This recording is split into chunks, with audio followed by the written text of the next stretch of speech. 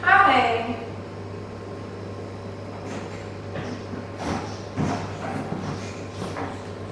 Welcome to Vida Café.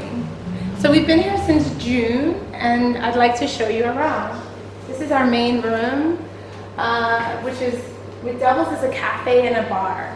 So feel free to come up here and drink, eat, bring all of your friends. My name is Denise van der Cruz. I've been in Vienna for almost 6 years, and I've been in Europe for about 11 years. I moved here in the summer of 2008 from the United States, and I moved to Berlin at first, where I lived for 5 years.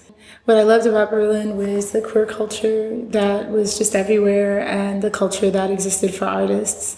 But as a parent and as a person who's a bit older, I was much more attracted to Vienna. And so some years ago I moved to Vienna, and I've loved it ever since.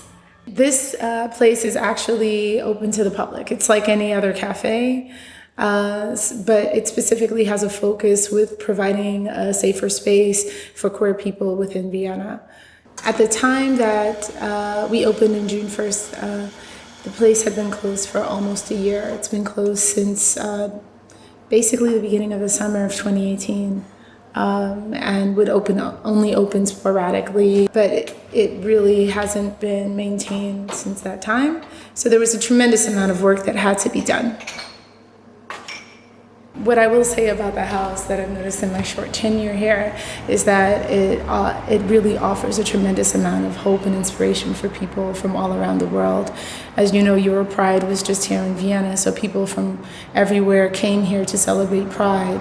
And I found myself hosting people from Japan, hosting people from Mexico, and they all were absolutely astounded that the city of Vienna had such a visible kind of space that was dedicated to queer people and queer culture. On the upper 2 floors, there's a Wohnverein, specifically for housing for LGBTQIA individuals. TIP also has an office upstairs, and Queerbase, which does consultation for LGBTQIA asylum seekers here in Austria. And Freiraumchen is also located upstairs, and that is a social support group for LGBTQIA migrants.